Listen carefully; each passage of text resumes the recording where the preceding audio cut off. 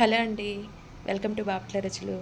ఈరోజు వీడియోలో morning breakfast ఏం చేయాలో తోచినప్పుడు, ఇంట్లో పిండిలు ఏమీ లేనప్పుడు ఎక్కువ హడావిడి పడకుండా ఇలా సింపుల్గా రవ్వ దోశ చేసేసేయండి. టేస్ట్ అయితే చాలా బాగుంటుందండి. ఇంకా ఈ దోశ ఎక్కువ టైం కూడా పట్టదు, 10 to 15 మినిట్స్లో రెడీ అయిపోతుంది. చాలా మెత్తగా టేస్ట్ అనేది చాలా బాగా వస్తుంది. అది ఎలా తయారు చేయాలో ఇప్పుడు చూద్దాం.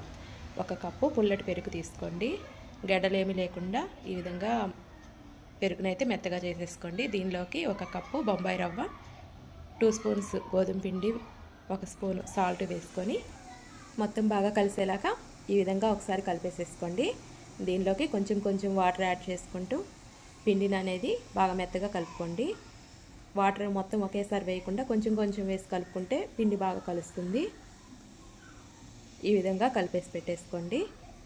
దీనిలోకి వంట సోడా ఒక చిటికెడు, 1 స్పూన్ జీలకర్ర వేసుకొని ఒకసారి కలిపేసుకొని ఒక 10 మినిట్స్ పాటు పక్కన పెట్టేసుకోండి. తర్వాత ఒక పెద్ద సైజు ఆనియన్, ఒక 4 పచ్చిమిర్చి, కొంచెం కరివేపాకు, కొంచెం కొత్తిమీర మొత్తాన్ని సన్నగా చాప్ చేసుకొని ఈ బ్యాటర్లో మొత్తాన్ని వేసేసుకోండి.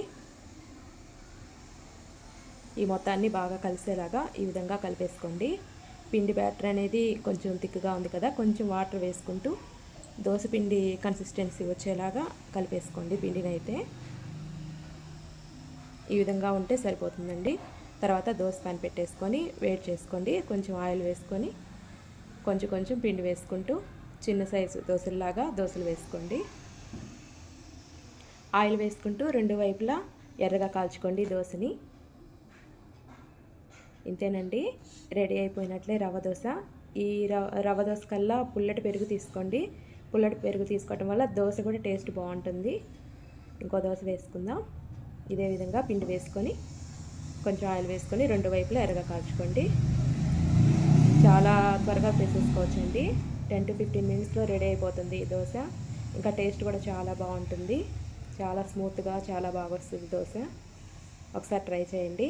ఎలా వచ్చిందో కామెంట్ చేయండి. Thank you.